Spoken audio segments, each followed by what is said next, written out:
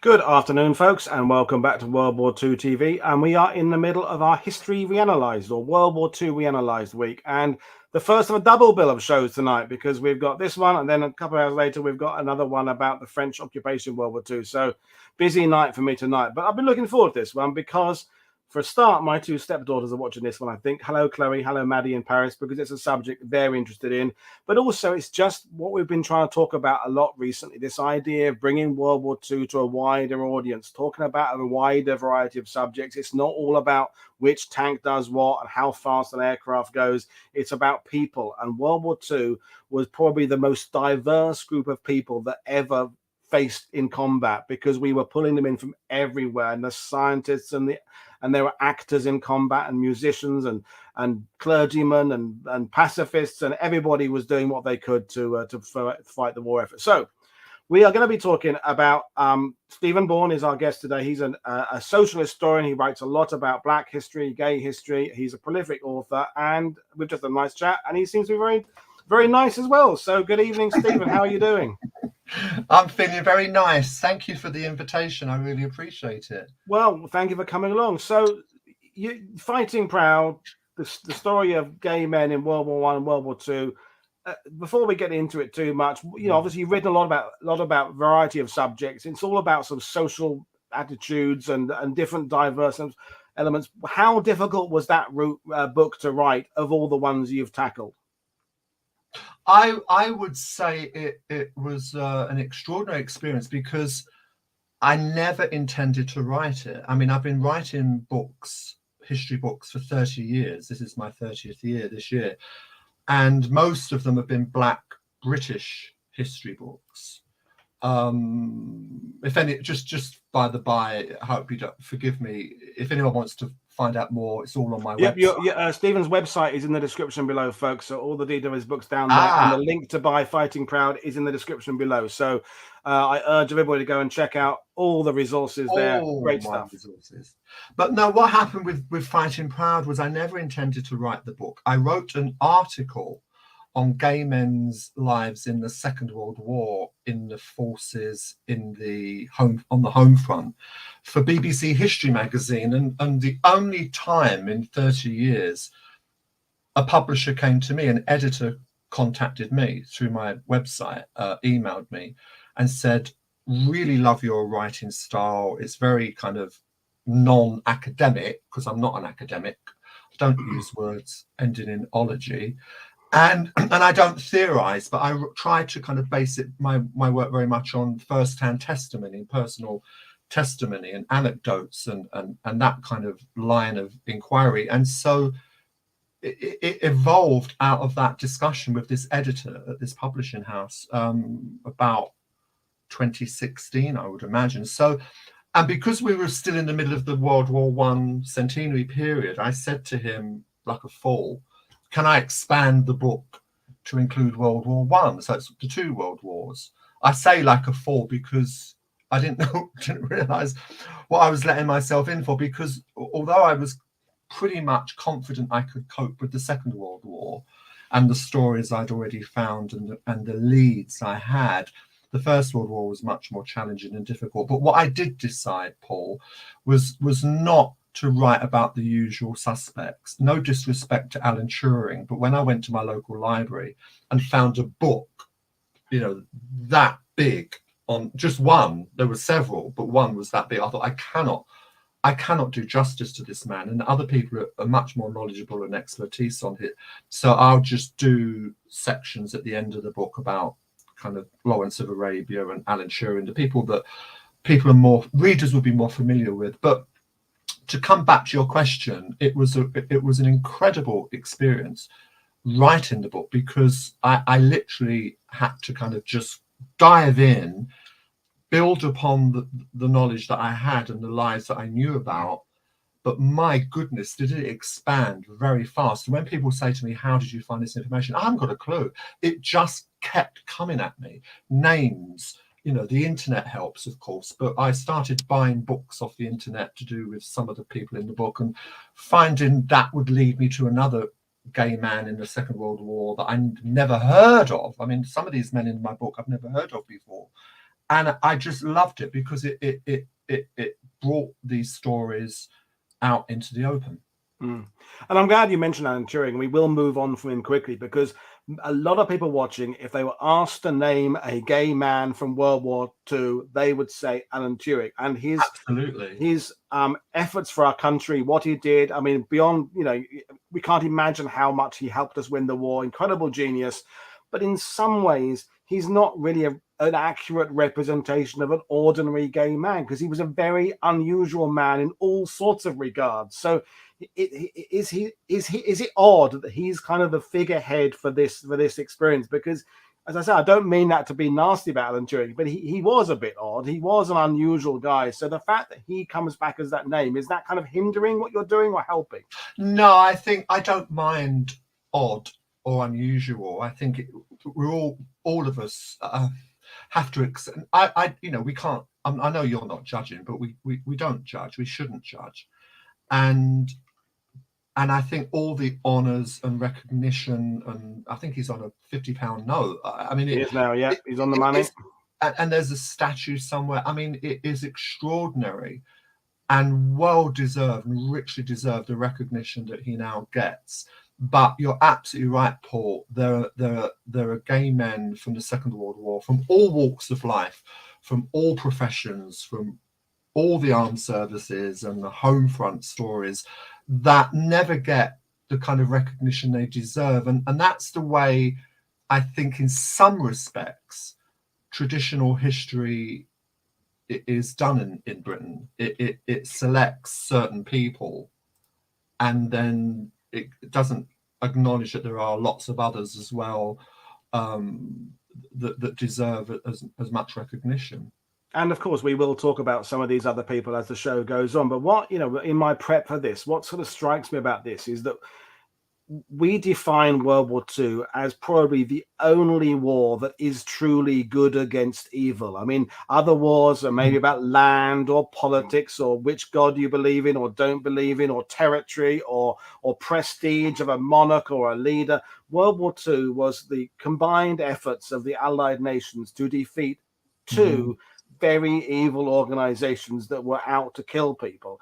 And among the allies that we're going to be talking about were these gay men, and yet they themselves are being persecuted because they are at the time, they're criminals. If you were a gay man, you were a criminal. And that is an extraordinary proposition, that you're fighting for a cause, but you yourself are also being persecuted. It's extra. I mean, we will talk a little bit about the Holocaust, of course, there'll be some cheery stories as well, Stephen. But this is why some younger generations of Black people who are politically minded have never been able to understand why Black people from across the empire, from the Caribbean, from West Africa, which were colonized, which were part of the British Empire, would come and fight for the mother country. But I'll deal with that in a different book, obviously.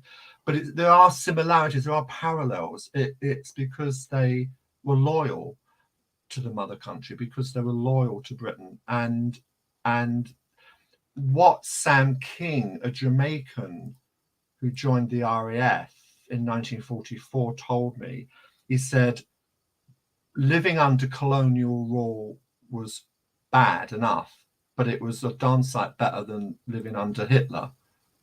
I mean, it kind of, in a summary, and I'm sure, but also with gay men, some, not all, but some were aware. Again, we'll come to the Holocaust later, but Dudley Cave, who joined the army, was politically minded. He joined the army in 1939, I believe, and was very quickly captured and it was a prisoner of war in Burma for a very long time. But he said what motivated him in the late 30s was because he was politically minded. He was aware of the homosexuals, the gay men in Nazi Germany who were being incarcerated in concentration camps and murdered. And he knew that if he didn't fight alongside his straight comrades, that's what his fate would be. So that, it's fighting for a cause bigger. It's like the people from the Republic who fought for the British in World War II, but still wanted an independent Ireland. That they can see there's two different battles. Let's fight the big one, and the Nazis are really bad. So for this one, we're going to join up. We're going to fight against the Nazis, but we still want to free Ireland. And it's as you say, the people fighting for from the Commonwealth. They may want their independence, but before they get that, there's an evil empire that's even worse to destroy. So this is an interesting thing to go into. Also, in families, you see, there's another story in the book. Forgive me, I can't remember his name, but a gay man who was a drag queen before the war, and he said that the drag queens that he went out and about with in the West End, he was from the East End, and he'd go up west, meet his drag queen friends, you know, and socialize, and they said, what do you want to join up for? You know, you're gay, just tell them you're just tell them you're queer, and they'll let you off. You don't have to join up. And he said, no, I want to get in. He said, my father fought in the First World War, my brother's in this war, I want to do my bit. And so he then goes on to say, and the humor, some gay men's humor just really kills me. It's just so funny.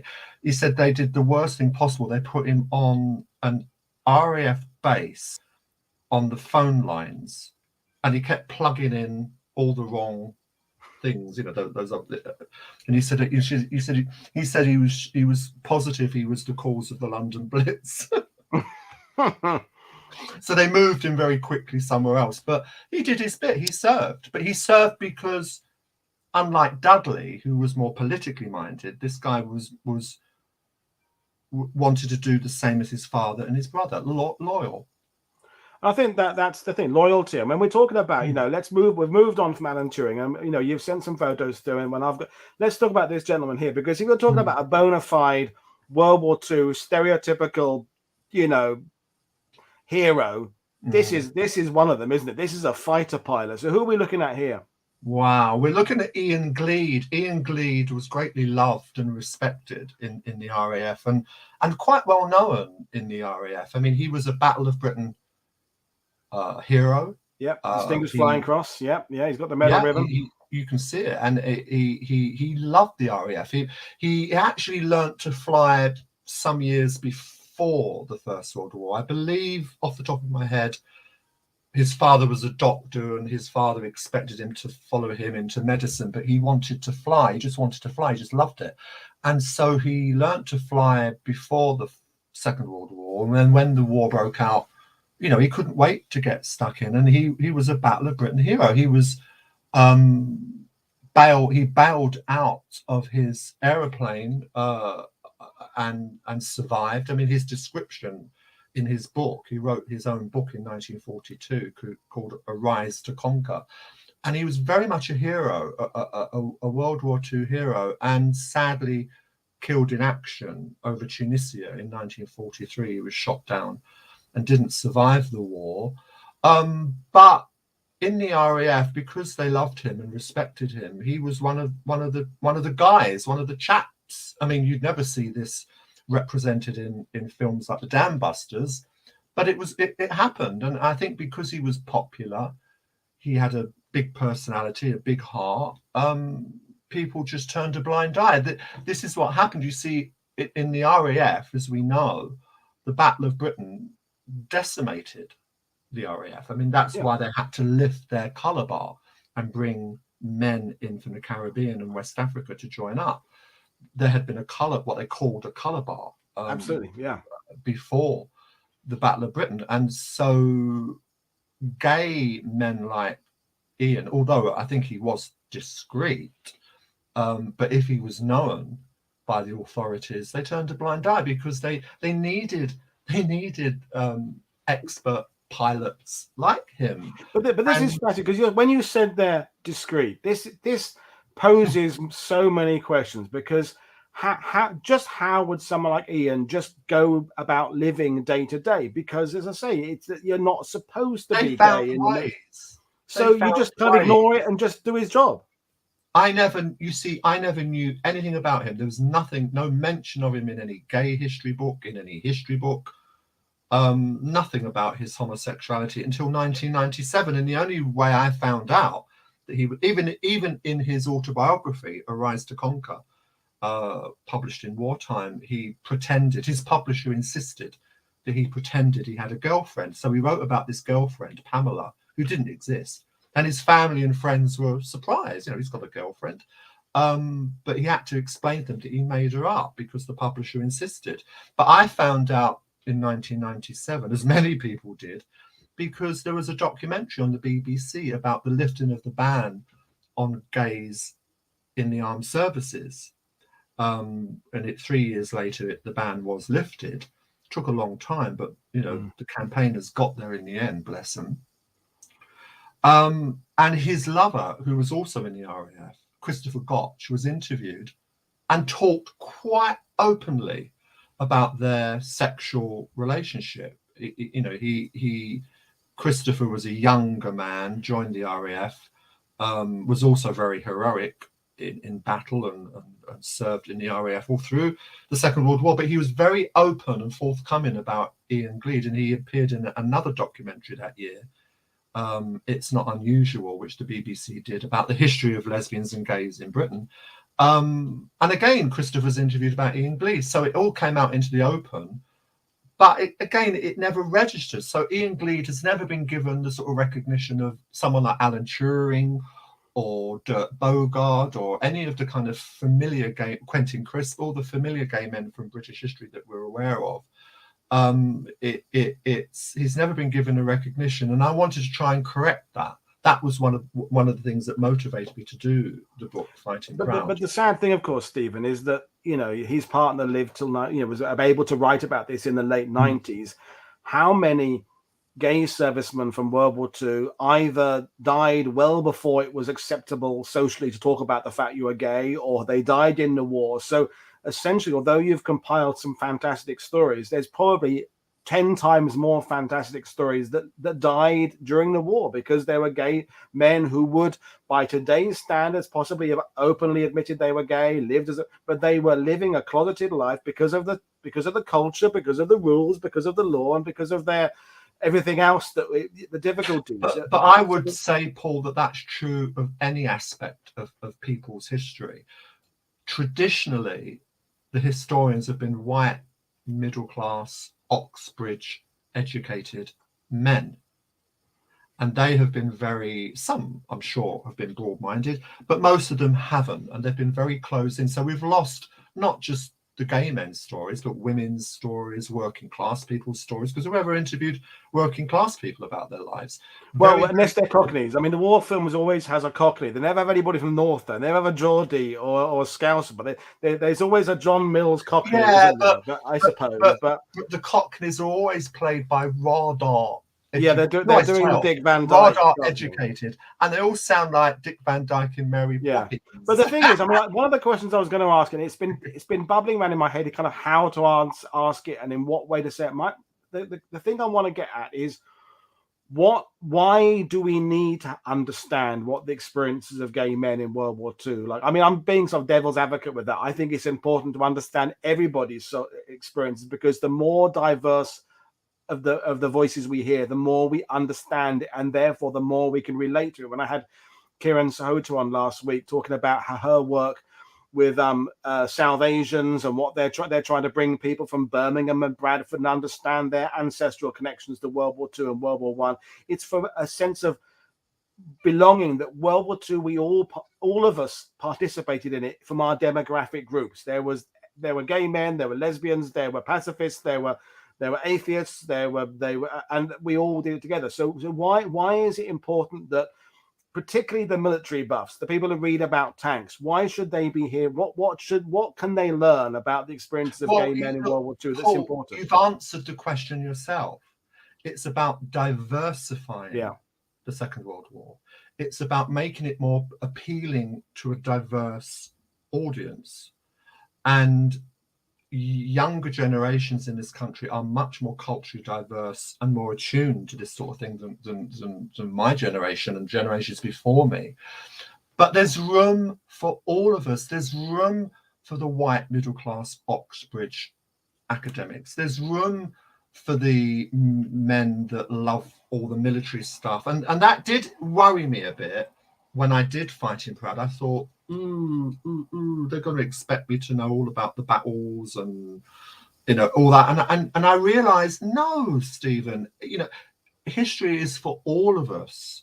There's room for all of us, and I would never denigrate the academics. I would never denigrate the anoraks, which is a rude thing to call them, but you know what I mean. You know where I'm going, and it because they all have a part to play in historicizing, if there's such a word, I've never looked it up, and making it accessible to who they want to make it accessible to.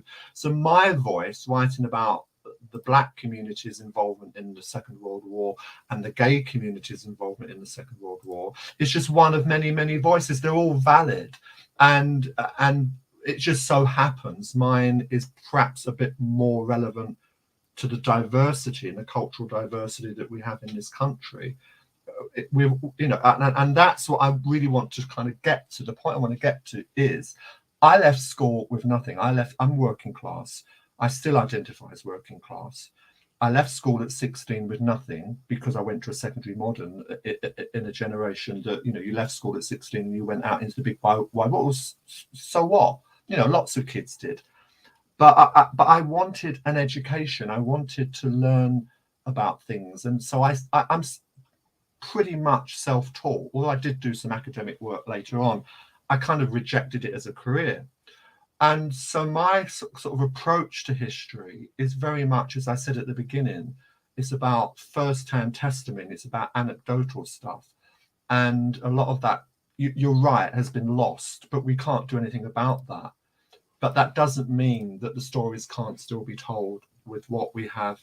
And the more diverse we become, the more likely it is that people will approach history with a broad mind, an open mind, and find things that I didn't find and what you didn't find.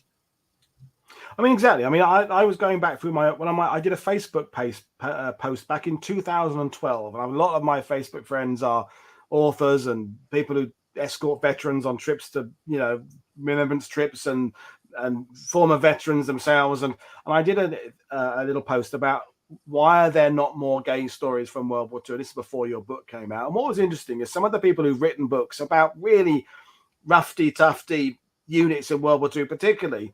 There was a friend of mine, Ian Gleed, who's an ex-10 para, so para-territorial, and he wrote a book called Tonight We Die as Men, about the 3rd Battalion 506, the 101st Airborne. So they jumped into D-Day. They had the guns jumping out into flak-filled skies, C-47s, all the way through, Normandy, the Market Garden, the Ardennes, Birch's Garden. And in G Company 506 were a gay couple. Everybody knew they were gay. They didn't hide the fact they were gay. They kept to themselves to some extent. They did their jobs. They were paratroopers. They were a couple before the war. They were a couple during the war, and they were a couple after war. And I was anticipating there'd be some kind of pushback on the page. So why are you talking about this? But no, everyone was really great about it, and everybody seems to have one story. Every historian I know, who's focused on one unit. Well, in this squadron there were 2 gay guys, or in this squadron there was a guy there who everybody knew was. And it didn't seem to bother the units at the time. So therefore, why should it bother anybody now? That's the thing. My late father, rest in peace, he was a child in the war, but after the war he did national service, and he did national service in the very early 1950s in at the RAF. And when I came out to my parents in the 1980s, one of the first things my dad said was, "Oh, we had a sergeant in the RAF who was gay." I said, "Really?" I said, "But it was against the law." He said, "Yeah." He said, "But we didn't know about stuff like that." I said, "But how was he treated?" "Oh, we all respected him. He was a good bloke. He fitted in. Didn't have any problem with him because he was gay." And I mean, that stayed in my head and all those years. And so I knew exactly what you're saying, Paul. I totally agree with you. Everyone, if you ask them, I mean, I don't want to talk about my family too much, but I did have an uncle who probably would have been horrified if I'd asked him that question. But there's always going to be a few that find it a bit. I mean, I think in the war, you But were most judged. come forward and say yes, yes. If you were in a unit, whether it was an RAF squadron or a British Army regiment or an American Army Ranger battalion, whatever it would be, if you were unable to perform your job for whatever reason, that you'd be judged harshly on. If you were, if not if you were just physically unable, but if you just didn't pull your share, you just didn't make any effort.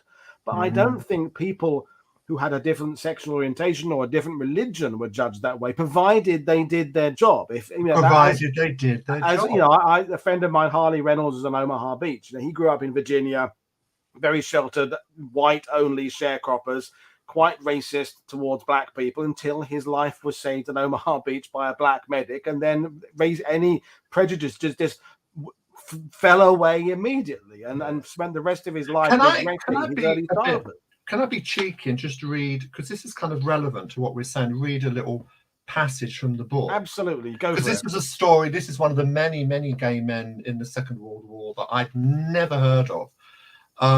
He was a Neil Bunny Roger. He was a couturier and a dandy before the war. And at Oxford, he went to Oxford and was considered a beauty, but was sent down after being accused of homosexual practices. He established a popular fashion house known as Neil Roger in London's Great Newport Street. And during the war, he was a hero in battle. Bunny served in Italy and North Africa in the Rifle Brigade. When the Germans were approaching him and his comrades, he apparently told a sergeant, "When in doubt, powder heavily." As an infantry officer in 1944, he was decorated for charging a machine gun post at the famous Battle of Monte Cassino in Italy in the attempt to make a breakthrough to Rome. Bunny showed tremendous bravery on the battlefield, but when he ran into an old friend in the bombed-out monastery of Monte Cassino, he was wearing a silk chiffon scarf. A copy of Vogue magazine was stuffed into his pocket, and when his friend asked him what the hell he was doing, Bunny just looked at him and said, "Shopping." I love it. It kind of sums it all up. Bravery, under fire, and yet he's got a chiffon scarf and a copy of Vogue. No, he just is who he is, and he's just doing his job anyway. And he is, and he's brave, and he wins medals, and he helps to win battles. And when I read that, I don't know much more about him, and there is more about him. I mean, there was an obituary of him. He was well known in certain circles, but his war. I mean, if only someone had thought to interview him about his war experiences. Yeah. But no, you're right. A lot of these people were not interviewed or had conversations with, or maybe they were, but this never came up. I mean, I was looking at one of these posts. Someone said that they were interviewing a veteran in Canada a few years ago, and this veteran started telling a story, and then he said, "Actually, I'm not going to say that. It's too far down." And he sensed he was going to go down some aspect about sexuality, but sort of stopped himself and just didn't. So. Maybe lots of gay men were interviewed, but didn't ever admit they were gay. They just talked about the fact they were in a British Army regiment and did their job, and that's the point. They shouldn't be any different. And it was a form of self-censorship. And I often wonder, you know, we've had these amazing documentary programs on television for decades, like The World at War. I remember watching The World at War with my mum and dad. I think it was 26 parts in 1973, I think, and. You know, they would never, ever have considered gay, or for that matter, black servicemen and women. They were not acknowledged at all. Well, The World at War, which is a classic, didn't even really have many working class people in it. It was lots of tweed wearing people with leather patches on their elbows, sitting in chairs in libraries, and it was great, and it was seminal. And anyone of us who writes about history owes a huge debt of thanks to World at War. But its roster of talking heads was from a rather narrow spectrum, shall we say. But we would never have known that then. We would never have thought in those terms. I mean, none of us would. It is regrettable that happened, but that's the way the world was in 1973. But let's talk about some other people who wrote about it. Let's talk about Noel Coward, because Noel Coward, of course, is another second name people might mention as someone they would know from the war who was gay, or although he wasn't. I forget, was Noel Coward openly gay, or well, he couldn't be openly gay, but I mean, it was a kind of open secret, certainly in the theatre world. And certainly my dad would have said something if Noel Coward appeared on television. So it was known, but it wasn't confirmed. I mean, that didn't happen until after he died. But Noel was very important to the war effort. Mainly because he made the film In Which We Serve. Yeah. He wrote it, he co-produced it, co-directed it with David Lean. I think he wrote the music. The only thing he did in Which We Serve, and it's my personal opinion, which was a mistake, was act in it. Because he's totally, in my books, unbelievable as Captain Kinross. Yeah, I think I'm with you. That aside, that's another program. That's another story. But it was an enormously popular, groundbreaking, brilliant World War II film. But Noel was also popular in the war, as you can see from the photograph, for entertaining the troops. Again, from a personal point of view, when I watch him and listen to him, I don't get it. But people did love him. The troops loved him. He kind of, I suppose, he personified the kind of things that Vera Lynn personified. And there was a Britishness about him, and as you know, as you say, absolutely. And he was on Hitler's list of if Hitler had invaded UK, Noel Coward was on his list of people to get rid of. Operation Sea Lion 1940, they produced that, which was to be the invasion of Britain. I mean, you can imagine just an hour across the channel and we were almost invaded. But yes, there was a list of about, forgive me if I get the numbers wrong, I think about 200, maybe 500 names. The Imperial War Museum have a reference copy of Hitler's, it was known as Hitler's Black Book. Don't ask me to remember the long German name of it. And you can go there and look at this reference copy on the shelf that they have. And many people were listed, including homosexuals, which was the term they would have used then, like Noel Coward, Ian Forster, the novelist, a few others. But Noel Coward did make that famous comment at the end of the war when Hitler's Black Book was discovered and people realized who was on it and who would have been interned and arrested and interned by the Gestapo if there had been an invasion. Noel Coward had a letter from a friend of his who said, "My dear, the people we should have been seen dead with," some comment like that. And it's like, that, again, finding humor in what could have been a very tragic and horrible situation. But yeah, let's not forget Noel Coward was on Hitler's list. And Noel Coward clearly must have been an inspiration for other gay men in the UK, because although he was, as we said, he wasn't openly gay. If you were gay, you clearly recognized that Noel Coward was gay as well. And there he was doing stuff for the war effort, seen in a Navy uniform in the film there. We can't possibly quantify or count how many gay men might have been inspired by that and say, well, look, if he can do it, I can serve my country. So absolutely, for that role as well, he should be considered a kind of a trendsetter, setting the pace in some ways. Because he opened up the possibility of going far. But let's not forget that when the king was asked to consider him for knighthood during the war, which he deserved, Churchill said no. Churchill put a block on it, but to be, it wasn't just George VI, it was Queen Elizabeth II. Noel Coward did not get his knighthood, I think, until 2 years before he died. He literally had to be on his last legs before they gave him a knighthood. And thankfully they did, because, he was part of the establishment. He would have believed in that kind of thing. How horrible was that? I mean, what a slap in the face after the remarkable job. Can you imagine Vera Lynn not being given a knighthood? It's impossible to imagine.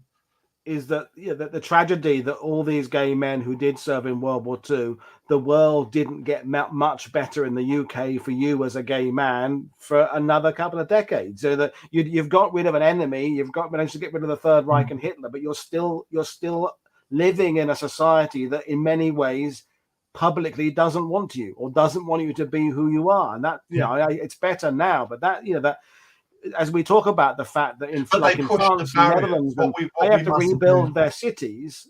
So there's, you know, the war is over in 45, but in many ways the war isn't over. The battle isn't over. But they pushed the barriers. And what I've discovered was that a lot of the heterosexual men that were their comrades in the armed services during the Second World War never forgot them and were quite supportive of the decriminalization and did not agree with the witch hunt of the 1950s, which led to Alan Turing's, you know, premature suicide. And so, but the seeds were sown during that time. I guess, because, yeah, and that's a very good point, Stephen, because for a lot of, you know, a lot of men who are in the services, that may have been their first ever encounter with a gay man, you know, in their unit. And if, as we said, if they were doing their job and they were able to perform their tasks and they fired their weapons, and then it's going to, even if not consciously, that's going to sort of go in that head there that the gay men are the same as us. They do their job the same as us. So why shouldn't they have the same rules? So normalised it. I mean, normalised it. Yeah, and well, for some, because of course there'd have been the people who didn't want things to change, and we don't want to dwell on them. But let's carry on talking about some of these people. Did suffer, and some did end up being thrown out. And this is another amazing story. So who are these two individuals? These are the two men that bridged the World War I and World War II. Montague Glover is the gentleman from the First World War, and Ralph Hall was his young partner, husband, as we now say, and they got together in 1932. Monty Glover was middle class and wealthy. Ralph was from a Bermondsey boy from South London, and working class, come from a poor background. But in order to get away with their relationship in the 1930s, a lot of gay couples did this. Monty would pass Ralph off as his handyman, his gardener, his whatever, servant, butler, whatever. Like Dirk Bogarde and his manager. Yeah, exactly. Yeah, even in latter years. But they remained together for many years, and their love letters, over 300, have survived. World War II love letters.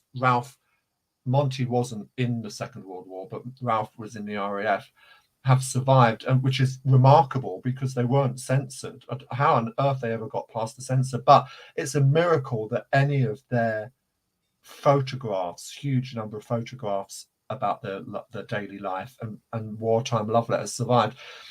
If it hadn't been for a wonderful gay ephemera collector called James Gardner, who actually published a book many years ago that these pictures appeared in, the private photos of Montague Glover, and that's how that story, because he found all this stuff in a what do you call it, auction, in an auction in some village hall in Norfolk or wherever it was, I can't remember. But it's a miracle that if James hadn't been there at that time, that this stuff he wouldn't have bid for it, and it wouldn't have survived. So in some respects it's a miracle, but also we're thankful to people like James, gay men like James, who are looking out for this stuff and keeping an eye on it. We've got a question or comment ~ question from Ian Carr, a regular viewer, about the British establishment perhaps turning a blind eye to homosexuality if you were upper class.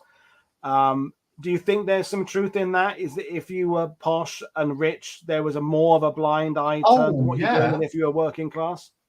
Absolutely. I mean, I remember reading a story. Sorry, it's not World War II related, but the famous Astor family that was second only to the royal family in Britain. In 1932, Lady Nancy Astor's son was homosexual, was caught cottaging and cruising in London, and the police went to the Astor family and said, look, we'll turn a blind eye if you get him out of the country, if you send him to France or something. And you know, that kind of collusion went on, and absolutely the gentleman's right, that kind of collusion did go on. But I wouldn't like to say that there was a hard and fast rule, only the upper class gay men got away with it, and while the working class gay men didn't, because there is evidence that it depended on who you were and where. And it also comes up with that point we established earlier. In order for the British, and we're focusing on Britain, but of course this would apply universally to the USA and Canada as well, is that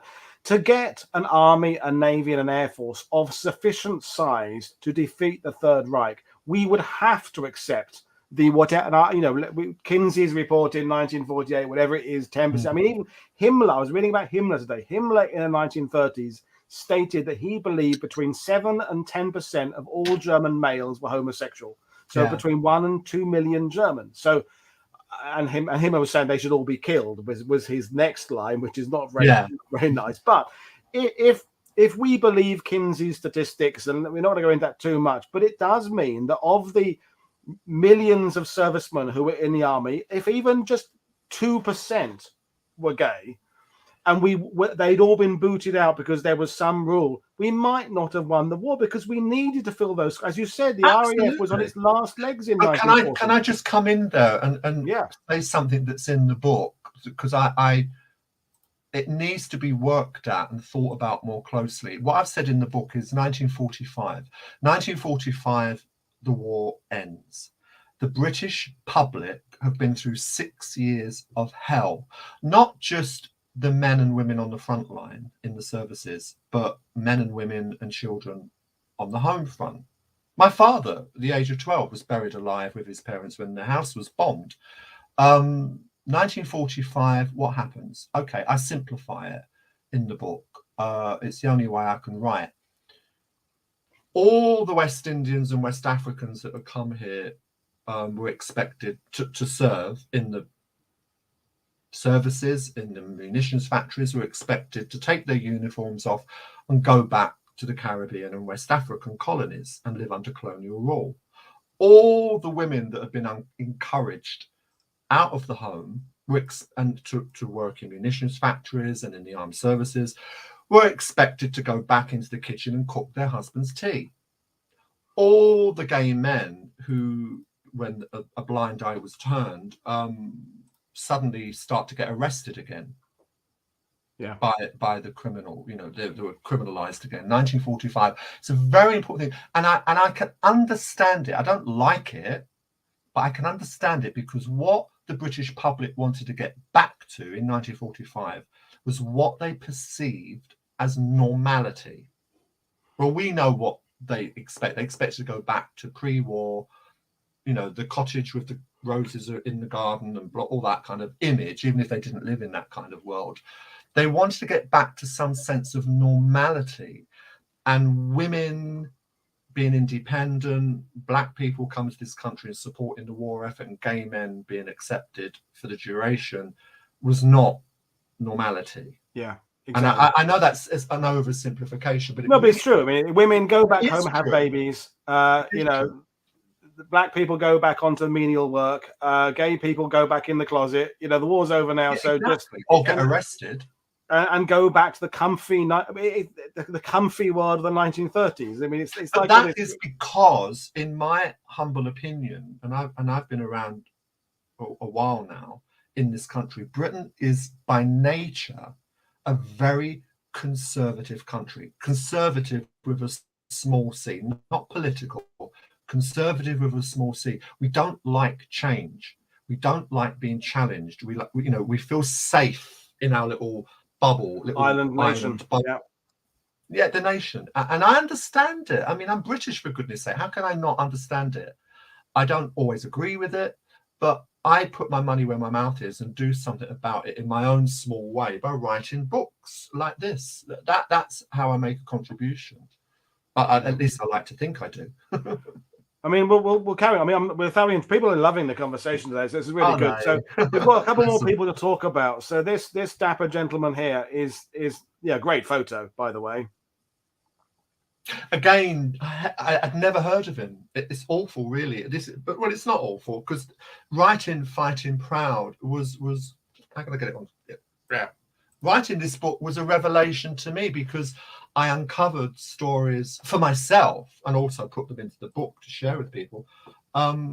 People like Hector Bolitho. I mean, Hector was homosexual. He was a writer. He was embraced by the royal family. He'd written books about the House of Windsor or Windsor Castle. He'd written a biography of Edward VIII, the king that abdicated. So he was well versed as a journalist, and he was in love with, and again RAF, John Simpson, who was also like Ian Gleed, faced the horrors of the Battle of Britain, but they set up home together in the mid-30s. John Simpson's mother, was fond of Hector, but when Hector wrote a book during the war called Combat Reports, and I got hold of a copy, he can't be open about his relationship with John Simpson, but if you read between the lines, it's there.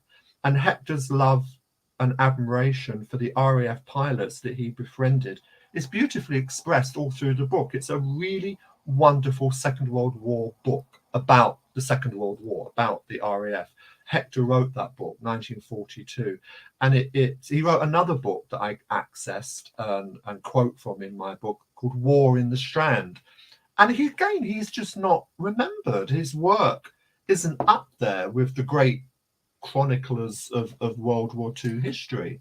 And the tragedy is the relationship didn't survive. I think John Simpson did marry. He committed suicide in 1949. I didn't know for sure if they were lovers until after the book was published, and then someone read it in Australia and contacted me and said yes, and gave me proof. But I pretty much guessed, reading between the lines in his book Combat Report, which was actually almost like a love letter to John Simpson and his heroism in the RAF in the Second World War. So this was another revelation to me. And an odd question, but do you think gay men who came back from the war struggled harder after war than perhaps straight men, because they can't maybe go to reunions in the same way? There's a sense of keeping what they'd done quiet, and say the criminalization of it still. Well, it would have been extremely difficult. I wouldn't say one was harder than the other, because I'm sure there were straight men that had terrible traumas as well. But it's an extra burden that the gay men would have to face. Everybody who faces combat has to deal with it and process it, and that's why we understand now PTSD. But if you're a gay man and you haven't maybe got the same network of support, and straight men didn't have much support for PTSD post-war, but gay men would have had even less support, probably because of just the society Paul, and the pressures and the nobody did. My father and his parents were buried alive in their house when it was hit by a doodlebug. The only reason they survived was because my granddad had built a corrugated reinforced passage, which they managed to get into as the thing hit. Today, they were talking about, on Jeremy Vine's program on the radio, about thunderstorms. Now, I tell you this very quickly. When I was a child growing up, if there was a thunderstorm in the night, my dad would get my sister and I out of bed and bring us downstairs into the living room. And it was all to do with the trauma that he suffered because of this bombing. But he never spoke about it. They never did. The women and children that were blitzed and survived the London Blitz never spoke about it. I mean, nobody got help. So it's not just the gay men, right across the board. Nobody got counselling or help. But you're absolutely right. It would have been an added burden. But we never did counselling. We never talked about mental health issues and all that kind of thing. That generation just had to live with it, including my father. And I really felt for him when he did finally open up. But he didn't open up to me and my sister. He wrote it down on a piece of paper, what he went through during this bombing raid. And it's so. That's the way I look at it. I don't want to plead special case for gay men. No, of course, no. I mean, because everybody suffered in the war. And I mean, well, I think one of my favourite stories, and it touches on what we're talking about in the sense that this blind eye being turned during the war and then after, because here's a policeman who is enforcing a law that he I'm himself breaking it. is breaking on a daily basis, pretty much. So, well, I wouldn't say daily, but well, you know, a regular, whatever. But I mean, because that is, if you didn't, that is the archetypal, stereotypal Absolutely. Dixon of Dock Green, British 1940s copper, isn't it? Yeah. But yeah, again, who are we looking at? We're looking at police constable, police sergeant. He was promoted, Harry Daly, who was born in Lowestoft in Suffolk. Or is that Norfolk? Suffolk? No, Lowestoft. No, Suffolk. Yeah. I'm right. Yeah. See, I'm a South Londoner. I don't get out much. And he came to London to join the Metropolitan Police in 1925.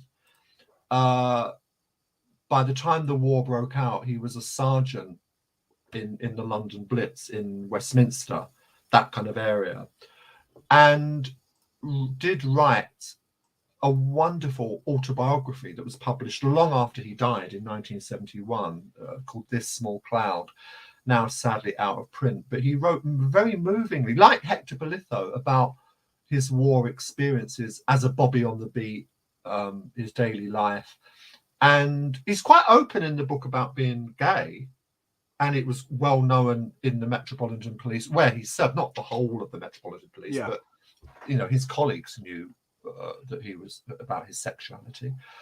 But in the London Blitz, he talks about the young police officers that he's in charge of, because he's in charge of the section house. He's the sergeant that looks in the section house is where the young new recruits come and live, and they're off to fight in the war. They leave the police and go and fight in the war. And he said, and there's this very moving passage in his book where he says, one week they're off to fight in the war, the next week we hear that they're killed in action. Heartbreaking. So there are these commentaries that I found and brought into this book, because, as I say, Fighting Proud is also about the home front, and Harry very much is a hero, a great hero of mine, because, like you say, he was a police officer upholding the law, but in his public life, in his private life, he was breaking the law. And this is the thing that's fascinating in your book, is that you have everybody from the on the surface normal, dependable, traditional British bobby helping the war effort in a very traditional, you know, rescuing people from the Blitz kind of way. Yeah, he did. And then you have Quentin Crisp, who's in London, who is doing a different kind of role for the war effort. Servicing the American GIs. I mean, it's hysterically funny. I mean, we knew something about this when John Hurt played him in the television drama The Naked Civil Servant, which was groundbreaking when that came out. Absolutely. Wasn't it? I mean, I remember that was, yeah, my dad was, we're not watching this kind of thing. You know? Yeah, amazing. But what it did was it did cover Quentin's wartime experiences. So he goes in the film and in his book that it's based on, he says that he goes to join up with his hennaed hair. I mean, he's, for those who don't know about him, he was a very flamboyant, effeminate homosexual, and he was quite open about it. Chelsea was his playing ground, you know, his turf, and he went to join up in 1939, and they said, well, why on earth would you want to join up? And he said, well, anyone can get killed. You know, it's like, and again, a very he's rejected. His immediate reaction was to join up for his country, which I think is no. Quentin wanted to join up so that he would get 3 square meals a day. Yeah. Well, the thing is, they all say that. That's what paratroopers saying they joined up for the extra money. They what you say you're joining up for. The point is that they're signing up. He wouldn't have said I'm joining up for my country, but there's an element, of course, he was. To be fair, you're right, because Quentin was in his latter years criticised in some quarters of the gay community for being very conservative. Anyway, let's not get into that. But during the war, he didn't join up.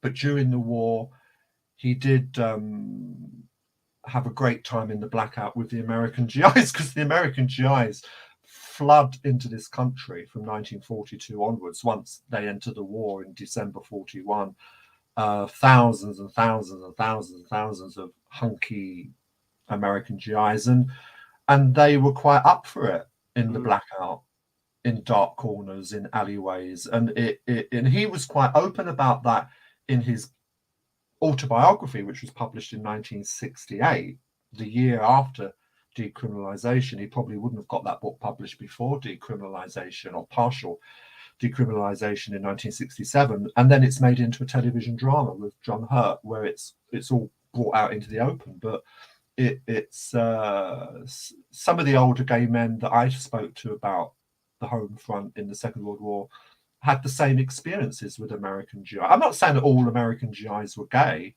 or bisexual, but certainly. I think I want to quiz you. I want to continue this and quiz a little bit about the sense of loneliness, because the thing about World War II is lots and lots of people are a long way from home. They're missing their families, they're missing the streets they grew up on, they're missing their church, their whatever, and there's the sense of danger never ending. If you're in a B-17 squadron, you're flying over to Germany, you've got to do 25 missions before you can go back home, but the chances are you're going to die after 10, so you're living for the moment. How would you describe the people in World War II who would, by today's standards, have had gay experiences but wouldn't label themselves as gay? Where do they fall on the spectrum? With everything you said, but there's one bit missing. Right. They were liberated. They were liberated from their restrictive home lives in America or wherever they come from, or Norfolk or Scotland or wherever they came from. They were liberated.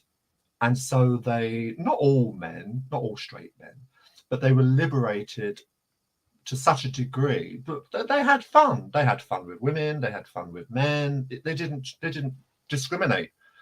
I think it was a sense of liberation, which says a lot about sexuality, doesn't it? Yeah. And you're absolutely right with that.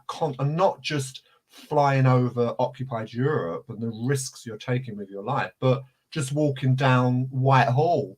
Yeah. V1 during an air raid, a piece of shrapnel could whack you in the head and kill you. A bomb could drop on you. It's the whole sense of here today, I could be gone tomorrow. Because your book, Fighting Proud, is about the properly gay men. People, whether they were openly or not, they were people generally who would, if pressed today, they would say, yes, I was a gay man. But there's this other aspect, as I say, of people who had experiences. And that's the thing. I've been around loads of groups. Another paratroop veteran told me, he said, I love my wife, I love my children, but I will never be able to replicate the love I have for my fellow soldier being in a foxhole. He said, I don't mean Brokeback Mountain in khaki. He said, I mean the love you have for your fellow man who you're shedding blood with. And that's an area that I find really fascinating, because these are men who wouldn't define themselves as gay. They wouldn't, they were on a line, but they had these bonds, they had these connections of spending time with them, whether it was sexual or not. Gay men and men from the colonies, of men of colour from the colonies, were part of that. Were part of that too. It wasn't just a preserve of heterosexual men.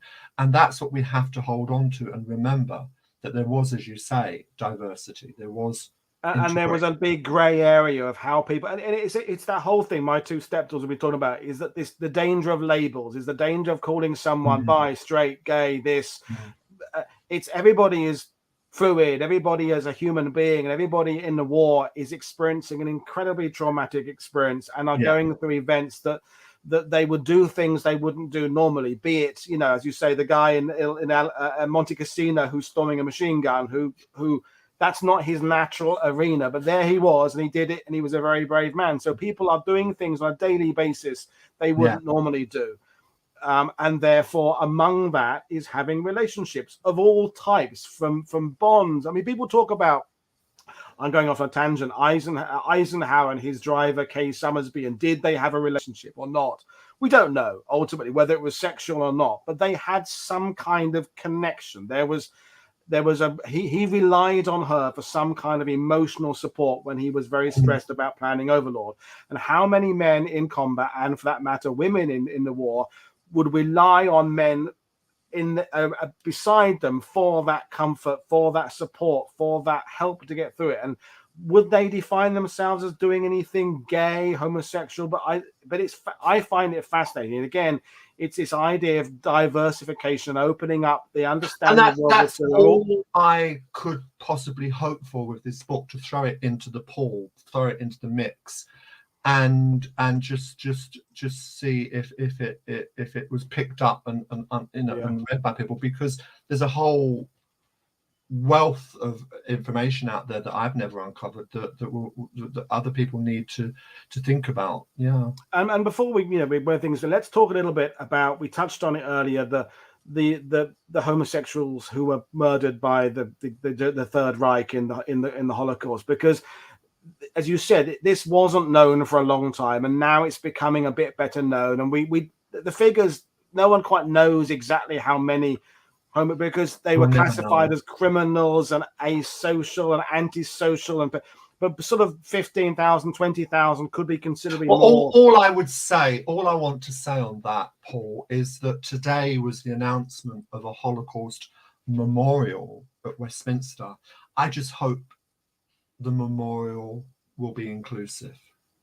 That's all I want to say. Because that's the thing, that the 11 million victims of the Holocaust, there's a lecturer I know in the States who would open a lecture about the Holocaust, saying everybody he would talk to all sorts of groups, everybody in this room would fall in the category somewhere because everybody's got a disabled member of their family, everybody's got a gay member in their family somewhere, everybody's got an artist or poet, everybody's got a radical thinker in terms of their politics, and everybody's got a Jewish relative. So we all would have been swept up by the Third Reich under some of their classifications. And I think there's a danger of saying, well, it was another group that was being persecuted. It was all of us were being persecuted in a sense by the Holocaust, and including gay men. And as you said about this Holocaust memorial, the New State, in the Shoah Center in Paris, there is, just started in June, it's running for a year, an exposition about the homosexuals and lesbians in Europe under the Nazis,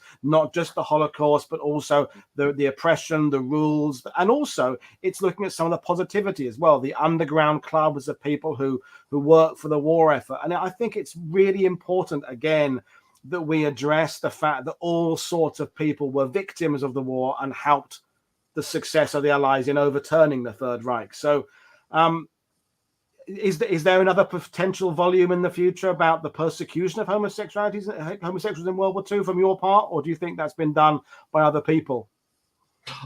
It isn't something that I would want to revisit. I don't think there is I have been asked, I have done revised versions of some of my Black history book. I mean, forgive the plug, but Under Fire is a new version of Black Britain in Wartime. I did it as 2 volumes, Mother Country and another book. So, but I don't feel that I can do another version of Fighting Proud. I'm proud of the book for all it has its shortcomings. None of us are perfect, and I'm the first to say that. But I think overall, the book, since it was published in 2017, and in a short space of time, what is it, 4 years? I'm not very good with sums. 4 years, yep. 4 years. It's still attracting readers. And I'm still getting very positive comments from people on social media, and that's very, very heartening. And have you had? I said I was in the pre-chat. I was going to ask this: have you had people share more stories with you? People who've read the book and say, "You know absolutely. what? I had a feeling that my granddad might have been gay, given what I read in your book." Because that's the idea. We're not 20 anymore. Maybe in 20 years' time, someone will be able to write an even better book. Not saying yours is bad, because there will be more examination, more things will come out. People will share their diaries. I would never have shared this 30 years ago because I didn't want the world to know my granddad was gay. But now, I think I can. No, people do that with all the books I've written. People do come forward and tell me their family stories. They share photographs. They share information, and it's. But I just wish. In some ways, I'm pleased with the success of Fighting Proud, but disappointed that the media haven't picked up on it so much. And is that because you think the media still wants World War II to be the tank kind of stuff, and because that's when you see a documentary about the war, it has to have those certain graphics of Spitfires bobbing over trees and the guns firing and the computer graphics, and there is that gatekeeping preserve of military history. We've still got a long way to go, but at least the book exists, and so when in the future somebody does commission a television documentary about World War II, they might think about looking at the books that I've written on World War II. So as a closing thought, Stephen, what, for some of the people who are watching this who are more in that kind of anarchy, geeky tank category, what would you want their takeaway to be, either from watching this show or if they went out and bought your book or borrowed your book from the library? How would you want their reactions or understanding of the war to change after reading your book? Is there something you want them to think? I'm not asking for the world. I mean, if they're interested enough to buy the book or borrow it from their library, just to broaden their own personal horizon a little bit. Even if they don't sort of feel comfortable with the subject, or men having sex, but gay men fighting in the war, gay men comrades. If it's a bit kind of unusual for them, then it's a challenge. We all should be open to being challenged. And I just think, keeping it simple, to answer your question, just borrow it from the library, order it from your library. It doesn't cost anything to borrow a book from your library if you don't want to spend money, and just sort of, and hopefully it will enlighten you, and some of the stories may touch you and move you in a way that they touched and moved me when I uncovered them for the book. You'd have to have a heart of stone not to be moved by love letters, whether it's a man to a man or a woman to a woman or a man to a giraffe. If it's a love letter, it's a love letter. And if you're not moved by people expressing their feelings to each other in a war, then you've got a heart of stone, because ultimately, as we said at the beginning, war is about people. History is about people. The tanks, the battleships are just hardware. They're just tools. It's about what people went through, what they endured, and the idea that the efforts made by them gradually have been making the world a better place. And that's absolutely the war. The world was not much better for gay men in Britain post-war, but it was on the way. The wheels had maybe started turning. There was a slow acceptance that, what, this is normal. It's a different type of normal to my normal, but they're just like me. They can fire it like Ian. They can fire a Spitfire like I can fire a Spitfire. The fact they go to bed with a man, why should I think any differently about that? Because I go to bed as I said to you earlier, Paul, I think the younger generation are much more liberal-minded and open-minded. The non-LGBT ones, I mean,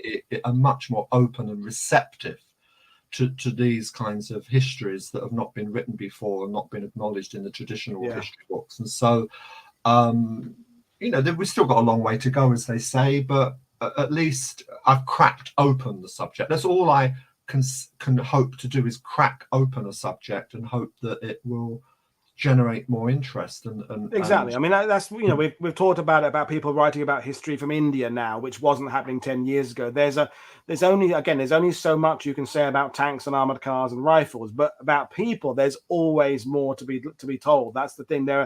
We can never have enough experiences of what people went through in World War II, and understanding what gay men went through is another, in my case, string to my bow of being able to relate, because I'm a tour guide by trade, so I have to communicate.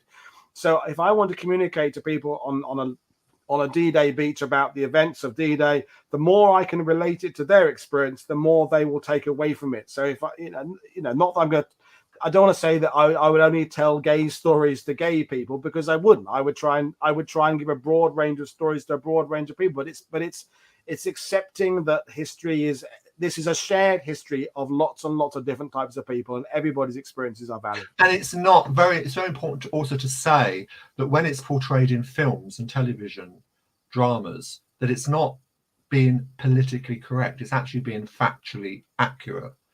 And so when you get films like Dunkirk, which had no black British soldiers whatsoever, no gay British soldiers whatsoever, it's not about being PC. It's a drama, for goodness sake. It's not a documentary. But there would have been gay men at Dunkirk. Yeah. There would have been black men. I know there were some black soldiers at Dunkirk. Well, we did a show on it last week. There were 234 Muslim Indians on Dunkirk beach. So there you are. So yeah, we know it was diverse, and we must embrace that. We've got to convince. Is it Christopher Nolan directed that film? Yeah, those are the people we have to convince that it's not being PC, it's being factually accurate, but it's also dramatic license as well. It's win-win, isn't it? It's factually accurate, and it's broadening the audience of the movie, because absolutely. So how can it be a bad thing? You know, and people might say, well, you've got the wrong badge on the black guy's uniform, whatever. But I think, yeah, inclusivity, make World War II everybody's war. But anyway, I'm going to bring things to them because I've got to have my dinner before my next show. But Stephen, you've been a star guest. People have said, come on, bring him on again, and we can talk about it. Because I think there's other things we can talk about. But anyway, I will just say to the folks that we've got coming up, and I'll come back and say goodbye to you in a second. So, folks, that was the first of the double bill. Join me in 50 minutes for the second show with Dr. Chris Millington talking about France under the occupation in World War II, another fascinating subject. As always, check out the website below, the description with Stephen's website. The book is there to buy in the description below. Check him out on social media. Check me out on social media. Check what we're doing on Patreon. And above all, come back in 50 minutes for the second show. But right now, thank you very much, Stephen, for talking to you. I've really enjoyed it. Thank you. I've really enjoyed it. Lovely. Brilliant. Well, okay. I will see you all later, folks. Thank you, Stephen. Thank you, viewers. I will see you later on. This is Paul Woodadge from World War II TV saying until about 50 minutes time. Bye. Bye.